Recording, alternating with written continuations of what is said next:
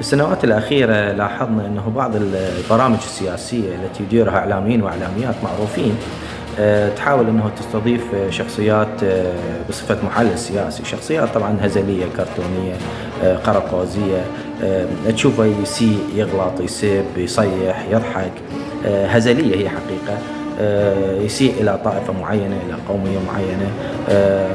طبعا وهذه الأمور تثير النعرات، تفكك المجتمع الواحد، تأثر على المجتمع العراقي حقيقة، تأثر على الوحدة الوطنية.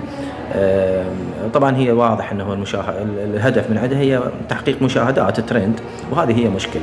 بدل ما هذا ممكن أتمنى من هاي البرامج أنها تستضيف شخصيات وخبراء بالسياسة الدولية، بالقانون، بالزراعة، بالتجارة، بالصناعة، تناقش مواضيع مهمة للنهوض بالاقتصاد العراقي، إضفاء الاستشارة والرأي للحكومة العراقية، وليس هاي الشخصيات الهزلية الكرتونية. ومثل ما أكو نتمنى أنه مثل ما أكو قانون للمحتوى الهابط أن يكون هناك قانون للإعلام الهابط، ومحاسبة هكذا شخصيات ومنعها من الظهور بالإعلام العراقي. طبعا منعا، لأنه بعض البرامج حقيقة يعني جيدة وتستضيف شخصيات مهمة وبها مخرجات جيدة يعني، ولكن مطمورة مشاهداتها ضعيفة.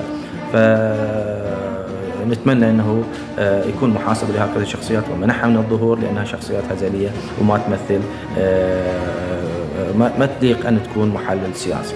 تحية.